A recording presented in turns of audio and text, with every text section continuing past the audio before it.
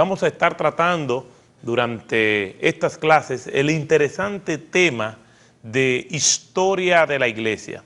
Y lo vamos a estar viendo desde el nacimiento de Jesús hasta los 2 primeros siglos de los padres de la iglesia.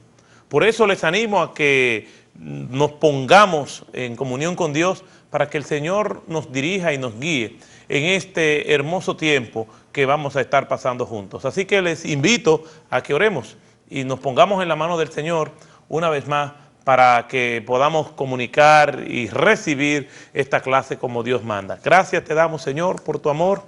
Una vez más te alabamos y te bendecimos y te damos las gracias por la oportunidad de exponer esta clase y por la oportunidad de recibirla.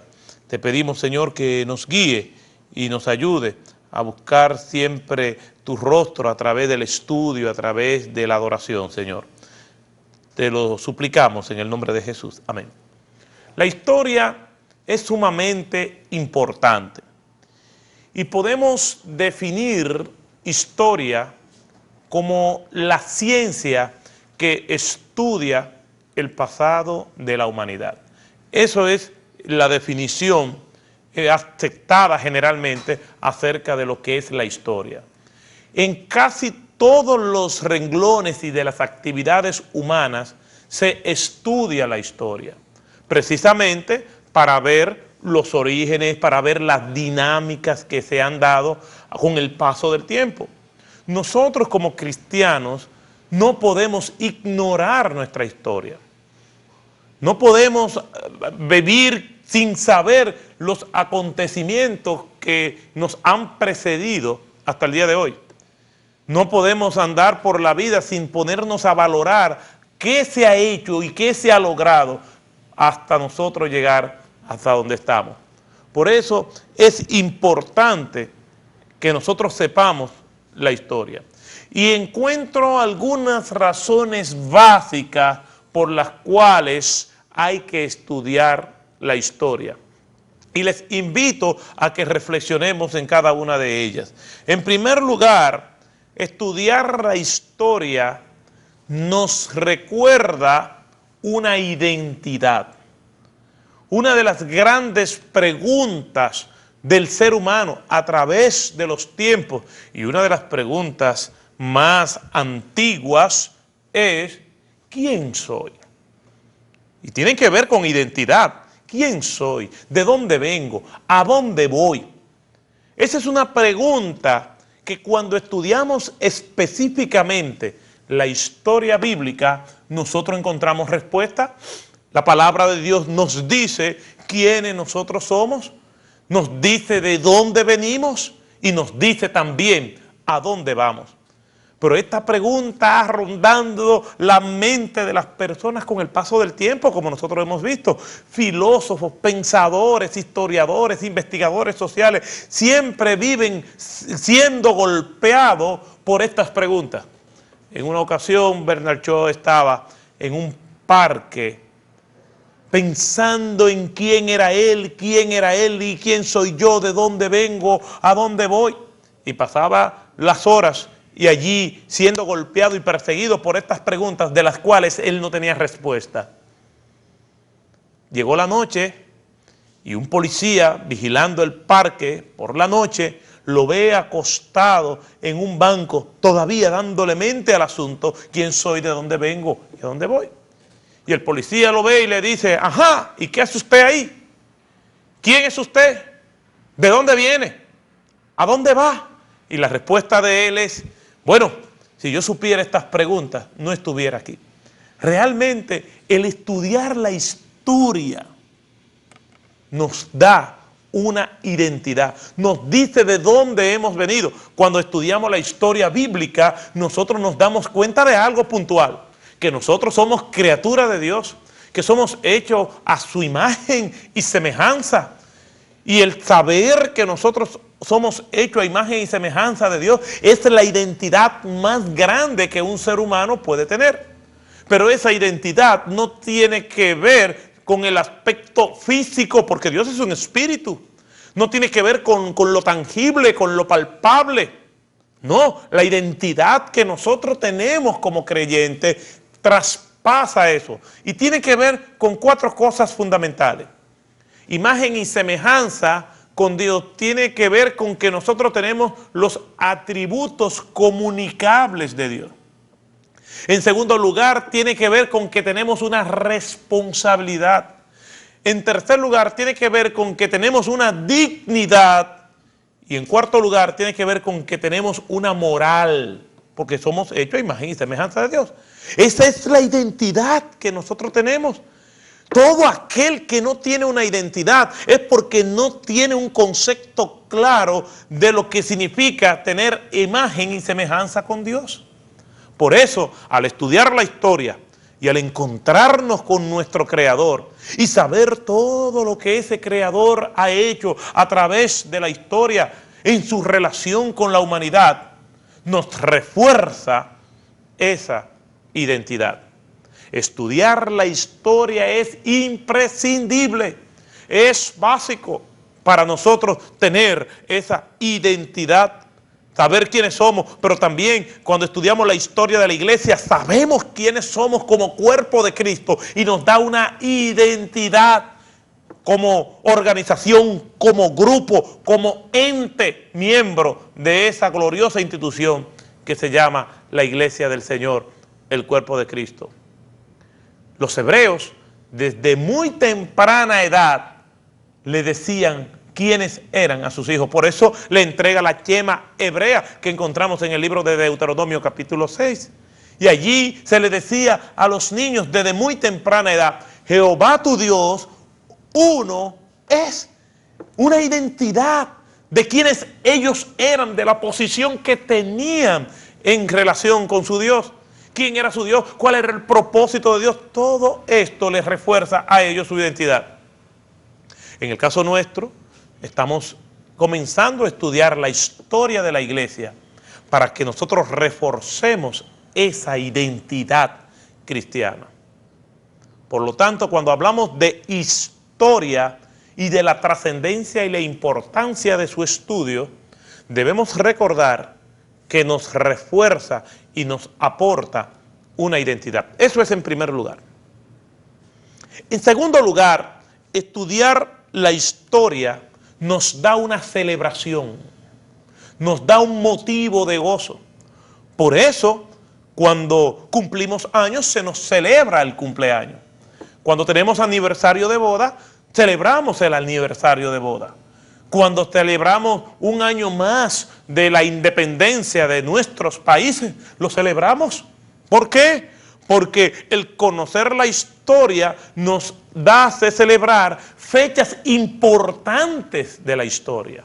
Nos hace celebrar fechas que nosotros entendemos que son motivos de celebración, de gozo, de fiesta, de festejo.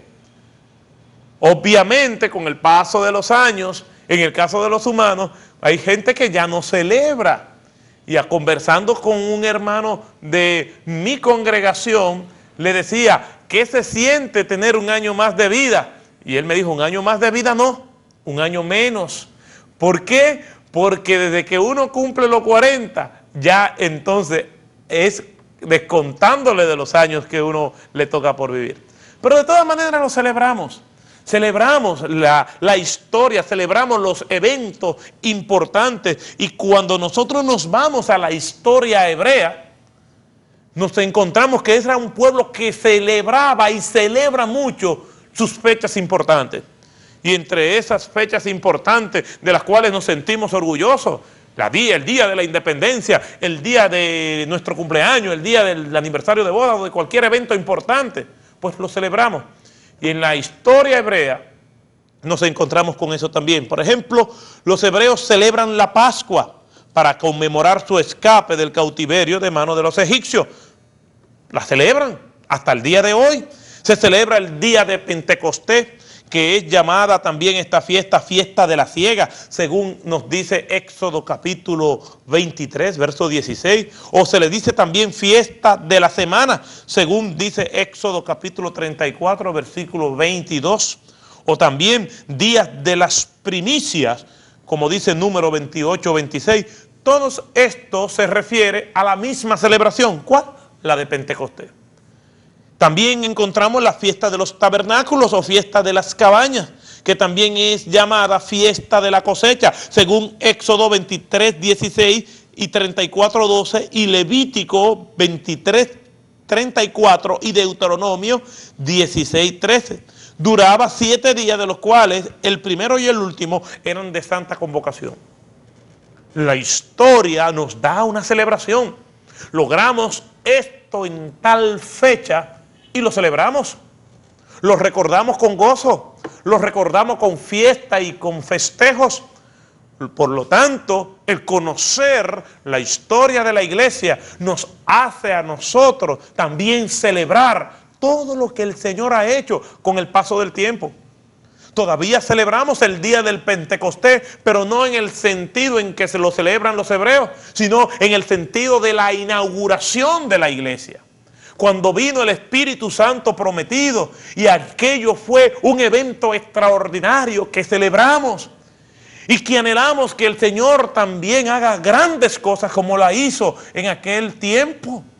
Entonces, celebramos la historia, celebramos los eventos importantes cuando vemos la historia del apóstol Pablo, de Pedro, de cada uno de estos hombres y mujeres de la antigüedad. Nosotros lo celebramos. Cuando vemos la historia de los mártires, nos apenamos, pero nos sentimos contentos por lo que ellos han hecho, para llegar hasta donde nosotros estamos. Hebreos 11 es una celebración de la historia.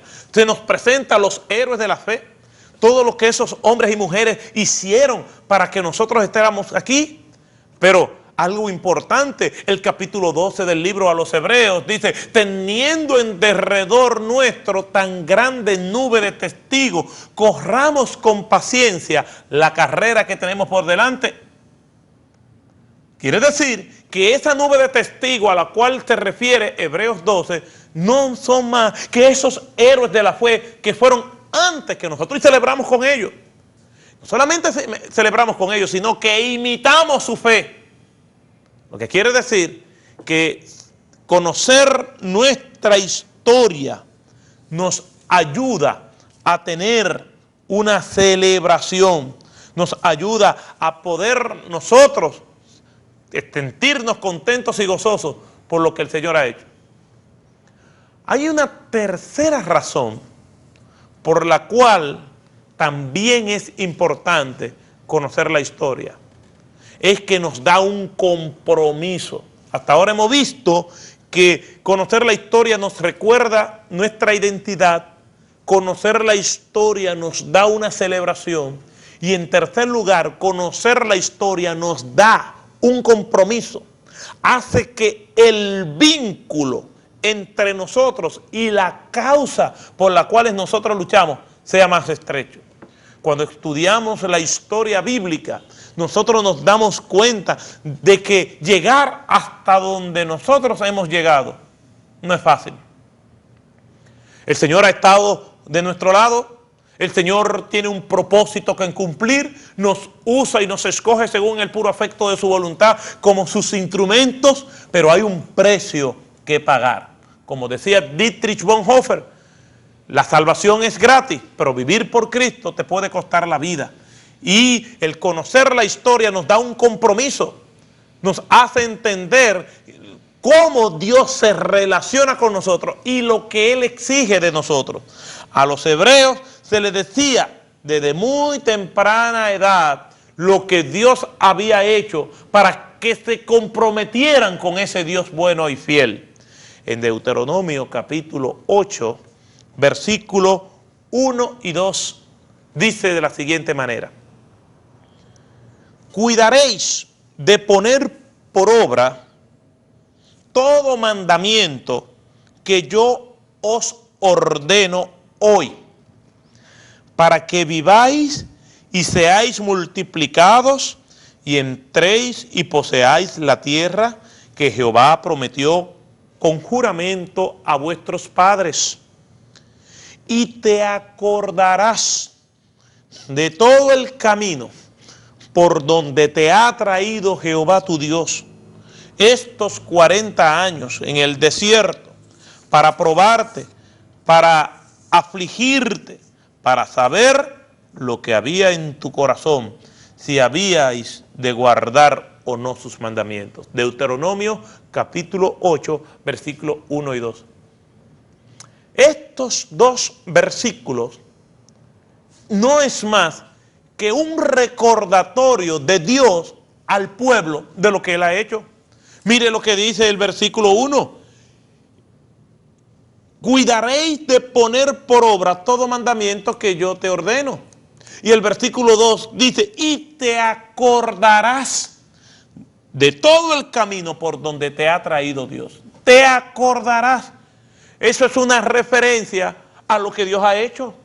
Eso es una referencia de que ellos tenían que tener presente la historia, el mover de Dios, las obras de Dios, los portentos de Dios, las misericordias de Dios, el desate de la ira de Dios inclusive. ¿Te acordarás de todo eso? ¿Y qué era todo eso? Bueno, todo lo que Dios hizo para sacarlo de tierra de Egipto. Dice la palabra de Dios que Dios vio la aflicción de su pueblo cuando estaba siendo oprimido allá en Egipto. Y escogió a Moisés, y la historia nosotros la conocemos bien. Cómo Moisés se enfrentó al faraón, los diálogos entre Moisés y faraón, las 10 plagas, todo lo que Dios hizo. Abrió el mar rojo, la fidelidad de Dios en el desierto, le dio agua, le dio maná del cielo, le dio carne, los protegió de los enemigos. Te acordarás de todo lo que Jehová ha hecho. Tenían que tener muy claro en su mente, tenían que tener muy fresca en su memoria todo lo que Dios había hecho. Y Dios se lo dice constantemente, te acordarás de lo que he hecho, te acordarás.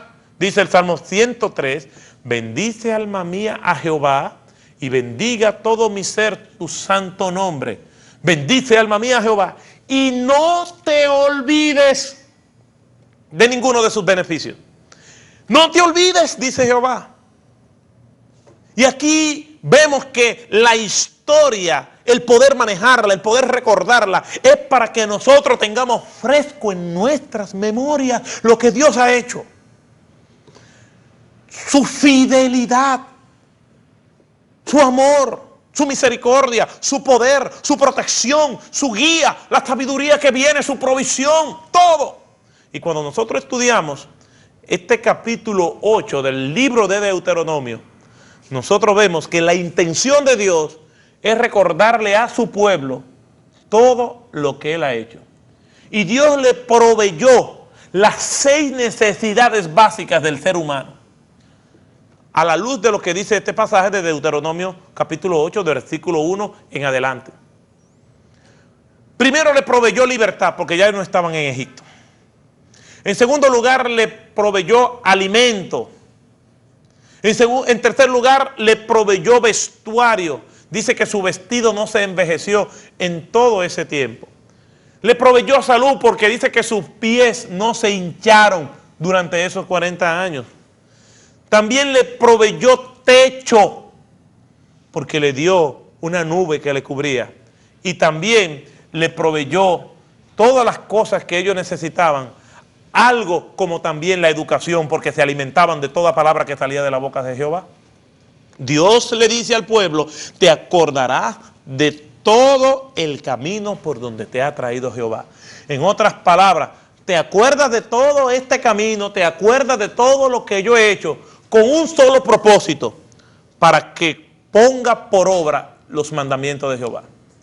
En otras palabras, Dios lo que está diciendo, ustedes se van a acordar de lo que yo he hecho para que me puedan servir. El apóstol Pablo también retoma esto de otras maneras. En Romanos capítulo 12, versículo 1, cuando dice, os ruego por la misericordia de Dios que os presentéis en sacrificio vivo, santo, agradable a Dios, que sus cuerpos sean presentados. Pero no es por el castigo de Jehová, aunque Jehová sí disciplina. No es por temor a la disciplina o a la represalia o la ira de Jehová. No, sino que haciendo memoria de las cosas preciosas, porque dice Pablo, os ruego por la misericordia de Dios. Pablo está apelando a la misericordia. Hagan memoria, recuerden todas las cosas preciosas, buenas que Dios le ha dado, y en virtud de eso sírvanle. Y esto es lo que está diciendo aquí también el autor del libro de Deuteronomio. Te acordarás por donde Dios te ha traído para que ponga por obra su mandamiento. El conocer la historia nos da un compromiso con la causa. Por eso se nos enseña historia desde que somos pequeños. Por eso se nos toman fotos de la familia y las enseñamos y aprendemos a querer a nuestros antepasados sin haberlos conocido. Y queremos a nuestros abuelitos y a nuestros bisabuelitos y a los parientes, aunque nunca sepamos o lo hayamos conocido personalmente. Nos relacionamos con ellos porque hay un vínculo, un compromiso con esa causa familiar. Por eso es tan importante en la historia de un país que se enseñe, que se le diga a la gente por dónde se ha ido, pero también es vital que se le enseñe a los cristianos por dónde nosotros hemos venido, por dónde hemos caminado, quiénes nos han precedido. Por eso es que en el Antiguo Testamento, a pesar de que clasificamos libros de la ley, libros de historia, libros de los profetas, al final todos son libros de historia, porque nos narran eventos que acontecieron, aunque el propósito principal de los libros es hacer distintos énfasis. Al final, todos los libros de la Biblia son libros de historia. Obviamente, una historia pasada, una historia presente y una historia futura. Pero libro de historia, porque nos narran eventos pasados, presentes y futuros. El presente de hoy será el futuro de mañana. Es un libro de historia. El conocer la historia, entonces, nos hace tener un compromiso. Quiere decir que repasando todas estas razones por las cuales es importante estudiar la historia, nos damos cuenta que estudiar la historia nos recuerda una identidad, estudiar la historia nos da una celebración, estudiar la historia nos da un compromiso, y en cuarto lugar, estudiar la historia nos ayuda a evitar los errores del pasado. Hay una frase que es incierta su origen, uno se la adjudican a un expresidente argentino, Avellaneda, y otros la adjudican a una tarja que hay a la entrada del campo de concentración de Auschwitz. Y la frase dice de la siguiente manera: los pueblos que olvidan su historia están condenados a repetirla. Aunque no sepamos si se la adjudicamos al expresidente argentino o se la adjudicamos a la tarja, porque ambos por medio de la historia reclaman su autoría, lo que no hay duda es de la veracidad de la frase. Los pueblos que olvidan su historia están condenados a repetirla. Cuando estudiamos la historia, vemos los errores que se han cometido en el pasado. Y cuando un ser humano tiene la oportunidad de aprender por los errores de otros, es un bienaventurado. Se va a ahorrar muchos dolores, muchas aflicciones, porque tiene la sabiduría de evitar lo que otros han hecho como errores. Eso no es lo que hacemos los padres con nuestros hijos. No le aconsejamos producto de la vivencia que nosotros hemos tenido para que ellos se eviten estas circunstancias desagradables que nosotros por inexperiencia o por negligencia vivimos. Y lo aconsejamos y lo amonestamos, incluso hasta lo sufrimos. Pero cuando se nos presenta la historia tenemos esa ventaja. La historia nos ayuda a evitar los fracasos, los errores. Cuando nosotros estudiamos los capítulos 8 y 9 del libro de Nehemías, el Señor le hace todo un recuento al pueblo de cómo ha sido la manera en que ellos se han comportado. Y resumiendo lo que dicen esos dos capítulos, el Señor lo que le dice: miren, en mi relación con ustedes, yo lo he visto cómo ustedes se relacionan conmigo. después se apartan de mis caminos. Yo lo disciplino, lo llevo a aflicción. Cuando están en aflicción se arrepienten, yo los recibo, pero después que yo los recibo y los bendigo, ustedes vuelven y se aparten de mí. Era una situación cíclica donde ellos repetían los mismos errores de siempre. Pero nosotros tenemos la revelación escrita. Sabemos los errores que ellos han cometido y nosotros como cristianos actuales, entonces tenemos las ventajas para evitar esos errores. Hasta cierto punto tenemos una descripción más detallada. Ellos pudieron hablar con Dios y pudieron relacionarse con Dios, muchos de ellos de manera teofánica, pero no tenían la revelación escrita. Y el tener la revelación escrita y tener un manual donde todo está contemplado es una gran ventaja que ellos no tenían. El solamente de ver la relación de ellos con Dios y cómo ellos se relacionaban con Dios nos da a nosotros una ventaja extraordinaria sobre ellos. Podemos evitar los errores del pasado. En virtud de lo que hemos dicho, entonces estamos preparados para dar el siguiente paso en la historia de la iglesia cristiana. El estudiar la historia, entonces, nos da una identidad, o nos recuerda una identidad, nos da una celebración, nos da un compromiso y nos ayuda a evitar los errores del pasado. Ahora, si vamos a hablar de la iglesia, si vamos a hablar de esta institución y de su historia, por lo menos tenemos que tener algunos detalles bien definidos. Por lo menos sabemos que el estudiar la historia nos da una celebración, nos da un compromiso, nos da una identidad y nos ayuda a evitar los errores del pasado. Pero también tenemos que saber por lo menos dos cosas más acerca de la historia en esta introducción que estamos haciendo. Número uno, ¿qué es la iglesia como institución? Y aunque la clase no es de eclesiología, pero por lo menos vamos a dar una breve definición de lo que es la iglesia. La iglesia, el Nuevo Testamento la define como el cuerpo de Cristo. La iglesia no tiene que ver con edificios, no tiene que ver con templos, no tiene que ver con construcción, con infraestructura. Eso no es la iglesia. La iglesia tiene que ver con la gente, con nosotros, con los miembros del cuerpo de Cristo. Y la palabra iglesia viene del término griego eclesía, que significa asamblea o los llamados de afuera, los que eran convocados a formar una asamblea. Y no es un término que se usa exclusivamente para asuntos religiosos, sino que era un término del griego clásico, no del griego koinoné del Nuevo Testamento.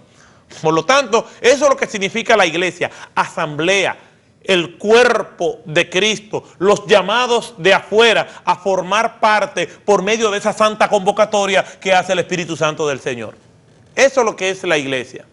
Por lo tanto, cuando estamos estudiando la historia de la iglesia, no solamente vamos a pensar en los distintos edificios y en los distintos infraestructuras que han habido. No, no es eso lo que vamos a estudiar, porque eso ya sería historia del arte. Lo que vamos a estudiar es cómo este cuerpo de Cristo se viva abriendo paso en las diferentes circunstancias que el Señor le permitió vivir y cómo ellos respondieron a esas diferentes circunstancias. Eso es la historia de la iglesia. Nosotros como iglesia, como cuerpo de Cristo, tenemos una historia rica de la cual todos debemos aprender. En segundo lugar, entendiendo ya lo que significa la palabra iglesia, vamos entonces a ver quién es el fundador. Cuando se estudia la historia de un país, se habla de los próceres, de los padres de la patria, de quiénes son sus líderes. Es importante. Es imposible estudiar la historia de la iglesia y no hablar de quién es su fundador. Entonces sería una historia mutilada, una historia incompleta, porque no estaríamos hablando de un punto de partida. Toda historia debe tener, en la manera de lo posible, un punto de partida. Y cuando no hemos tenido un punto de partida, entonces se habla de una prehistoria. Pero siempre el historiador, el que está interesado en conocer sus orígenes, va a ir desde el principio. Esto me recuerda a Alex Haley. Alex Haley fue el autor de un famoso libro muy voluminoso llamado Roots, en inglés, Raíces. Y Alex Haley, que era un afroamericano, ya fallecido, pues tenía una inquietud de conocer sus antepasados. Y comenzó a estudiar y a averiguar por medio de documentos, de evidencia, de investigaciones, pues, quiénes eran sus antepasados. Y no solamente llegó a los antepasados inmigrantes, sino que también se fue a la madre tierra, África, para ver quién era su antepasado más lejano. Y allí se encontró con el famoso Kunta Kinte. ¿Por qué? Porque la historia tiene como propósito hurgar lo más que se pueda para llegar al principio. Por eso la Biblia comienza con el libro de Génesis, con el principio, para precisamente tener un punto de partida absoluto. Pues cuando vamos a estudiar la historia de la iglesia, tenemos que llegar al fundador. ¿Quién es el fundador de la iglesia? No podemos simplemente partir y hablar de sus personajes, no. Tenemos que tener claro, no solamente el fundador, sino también debemos estar seguros de que él fue el fundador. Hay algunas lagunas en las historias de diversas ramas que no se sabe con precisión ciertas cosas, pero no deja de ser importante. Por ejemplo, no se sabe con precisión el lugar donde murió Cristóbal Colón. No hay fechas unificadas de dónde y cuándo él murió. Pero por lo menos en lo que es el esfuerzo de la historia, se le acerca lo más posible al rastro dejado por las evidencias. Pero en el caso de la iglesia cristiana no debe haber duda de quién es nuestro fundador. Porque el tener duda de quién es nuestro fundador puede tambalearnos en el propósito y la infalibilidad o vulnerabilidad de la iglesia, o la perfección de la institución de acuerdo a los estándares y expectativas de su fundador. De acuerdo a la teología católico-romana, el fundador de la iglesia es Jesucristo, pero el fundamento es Pedro. Y citando un texto de la Enciclopedia Electrónica Católica, pues la cito porque hay un párrafo interesante para nosotros pues sostener este argumento. Y dice, el Evangelio, y ya estoy citando la Enciclopedia Electrónica Católica, dice, el Evangelio del día de hoy nos presenta esta verdad fundamental de nuestra fe, sobre la cual se basan nuestras certezas y seguridades sobrenaturales. Jesucristo fundó realmente su iglesia. Es Cristo el fundador. Pero colocó a Pedro y a sus sucesores como piedra angular o la piedra de fundamento de la misma. En el Papa, los católicos tenemos un punto firme y seguro de nuestra fe porque Jesucristo quiso edificar su iglesia sobre Pedro y sus sucesores. Quiere decir que aunque Cristo es el fundador en el sentido de que Él es el que engendra la idea de la iglesia, el fundamento está puesto sobre Pedro. Y nos preguntamos, ¿eso es lo que dice la Biblia? ¿Es esto lo que enseña el pasaje? Bueno, algunos eruditos afirman lo siguiente. Un estudio consensuado del tema, es decir, de quién es el fundador de la iglesia, podemos decir que se sugiere a veces que por el hecho de que la palabra roca, que es la palabra Petra, difiere del nombre Petro, que es la roca a la que se refiere Jesús, no es simplemente o meramente, no sugiere que Pedro sea el fundador, sino que Pedro, que es Petra o Petros, y piedra, que es Petra, en arameo no tiene ningún tipo de distinción. Por lo tanto, no hay ninguna maldad teológica, dicen algunos eruditos, en pensar que Pedro es el fundamento de la iglesia. Sin embargo, no es menos cierto, aunque eso sea verdad, no es menos cierto que Petros significa roca pequeña en griego. Y que Petra significa roca grande. Y Cristo lo que le está diciendo, tú eres Petros, roca pequeña. Y sobre esta roca, Petra, edificaré la iglesia. Entonces, la iglesia está edificada y fundada en la roca grande, que es Jesucristo. Pero nosotros lo vemos no solamente en este pasaje, en la parábola de los dos cimientos, en Mateo capítulo 7, versículos 24 y 25, dice que un hombre construyó sobre la roca y otro construyó sobre la arena. El que construyó sobre la roca, pues su vida y su relación y su fundamento y su edificación permaneció. ¿Y a quién representa la roca en este pasaje? ¿A Pedro? No, representa a Dios, a Jesús, a Cristo. Y dice la palabra de Dios también que Jesús es la piedra del ángulo la cual rechazaron los edificadores. Quiere decir que obviamente no solamente Cristo es el fundador de la iglesia, es el fundamento de la iglesia. Por eso, a pesar de las persecuciones, a pesar de los malos testimonios, a pesar de todas las situaciones dolorosas por las cuales la iglesia ha pasado, la iglesia permanece. ¿Por qué? Porque hay instituciones que se han edificado sobre la arena y han venido las circunstancias adversas, los vientos contrarios de la vida y se han destruido, se han desvanecido. Eso no fue lo que le dijo Gamaliel a los miembros del oficialismo religioso judío cuando le dijo, no lo persigan, déjenlo, que si es de Dios permanece, si es de Dios se desvanece.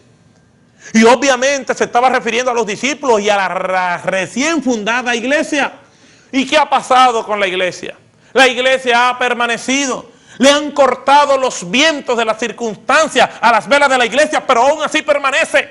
Porque tiene un motor que se llama el Espíritu Santo de Dios que la guía. La iglesia fundada por Cristo, si hubiera sido fundada por Pedro, no quedaría rastro de ella.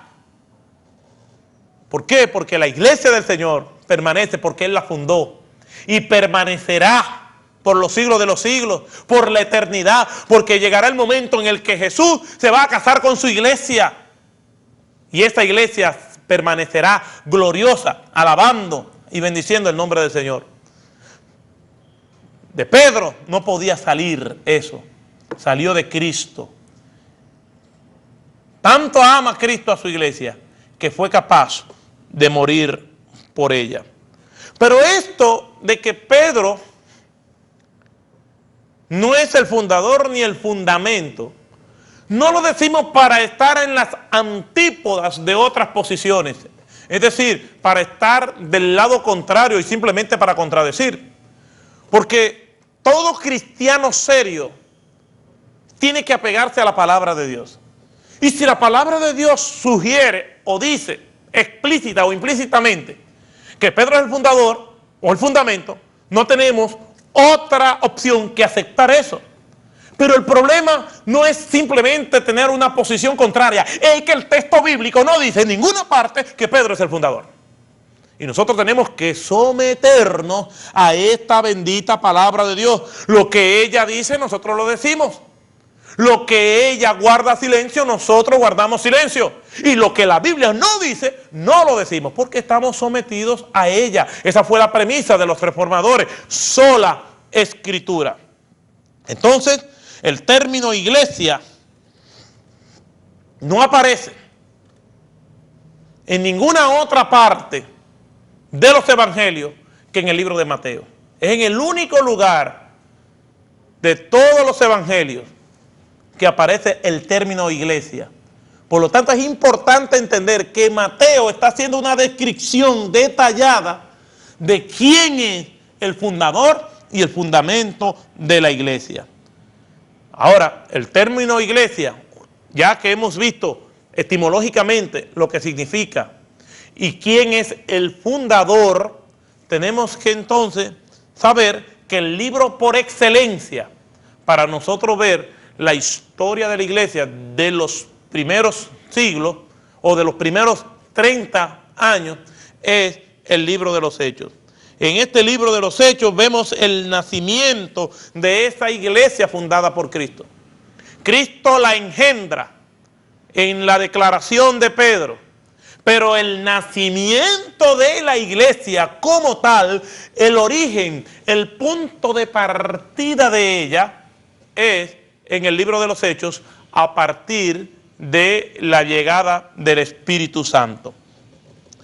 Entonces, el libro de los Hechos de los Apóstoles nos narra el nacimiento de la iglesia y los primeros años de esta. Podemos decir, como dice el historiador experto bíblico Ernest Trenchard, que en el nacimiento, el libro de los Hechos nos presenta el nacimiento de la iglesia y se encuentra en este libro registrada el primer y más rico volumen de historia eclesiástica, dice Trenchard.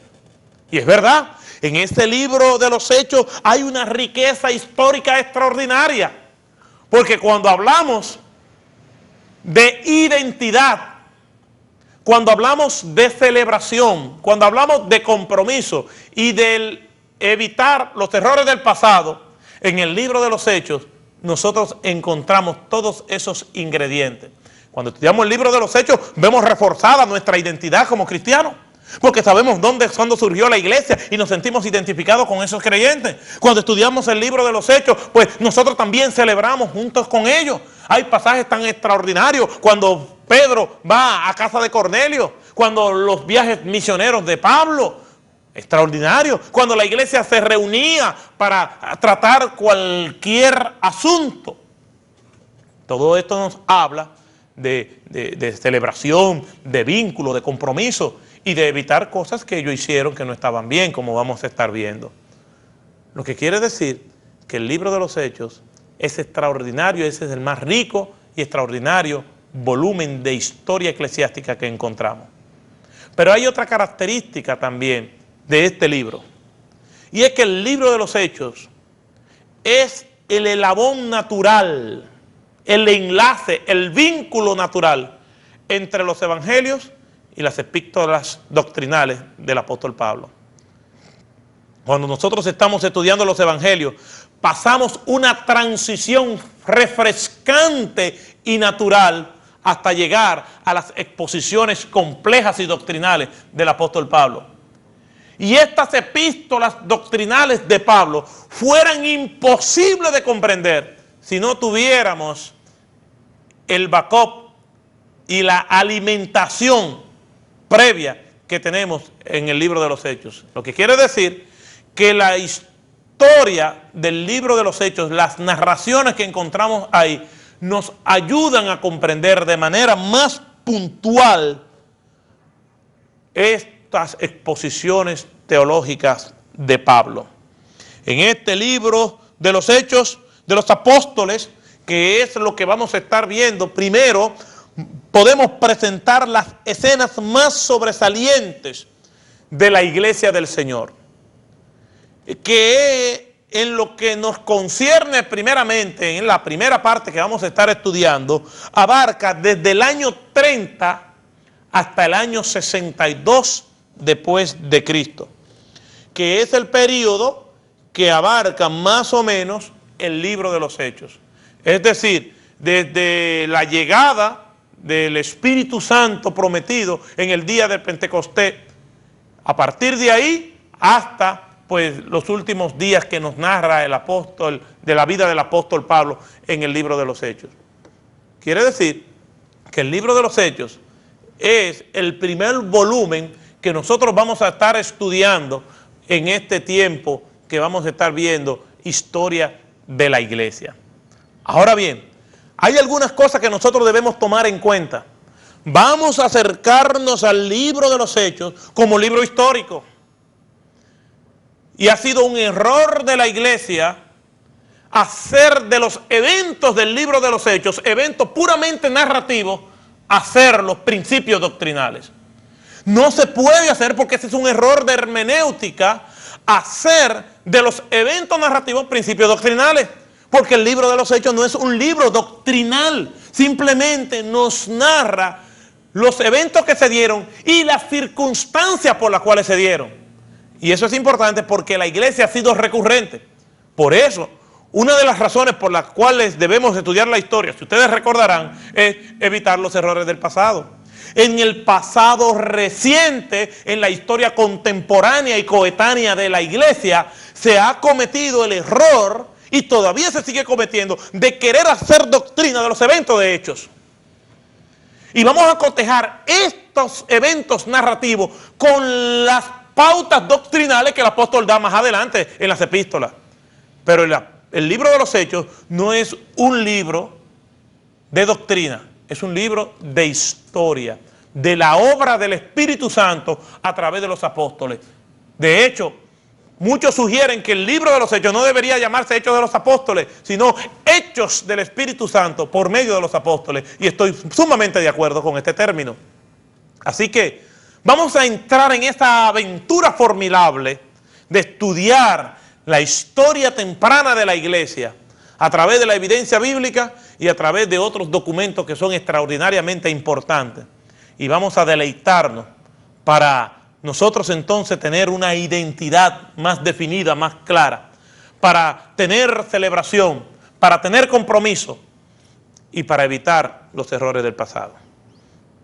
Así que dejemos esta primera clase hasta aquí, que sirve de introducción a todo lo que vamos a estar viendo en lo adelante. Gracias.